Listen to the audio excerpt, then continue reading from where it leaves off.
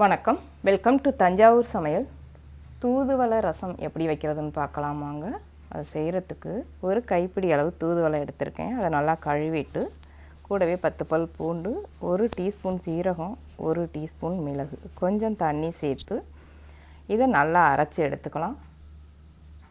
எல்லாம் நல்லா மசிகிற அளவுக்கு அரைச்சி எடுத்துக்கலாம். இதுக்கு கொஞ்சம் புளி ஊற வச்சுருக்கேன், இதை கரைச்சி எடுத்துக்கலாம்.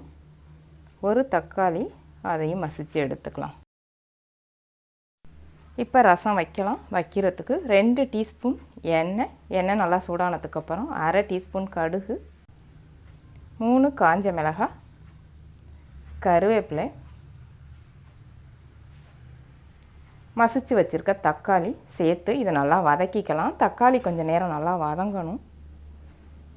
வதங்கினதுக்கப்புறம் அரைச்சிருக்க தூதுவளையை அதோடு சேர்த்து இதை கொஞ்சம் நேரம் நல்லா வதக்கி எடுத்துக்கலாம்.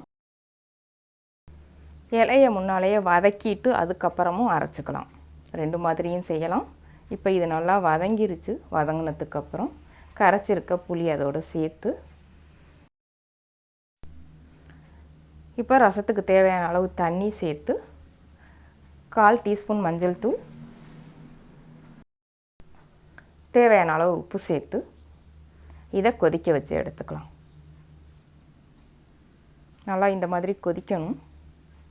கொதிக்கும்போது இதில் கொஞ்சம் பெருங்காயத்தூள் சேர்த்து நல்லா கலந்து விட்டு ஸ்டவ் ஆஃப் பண்ணிவிட்டு எடுத்துடலாம்.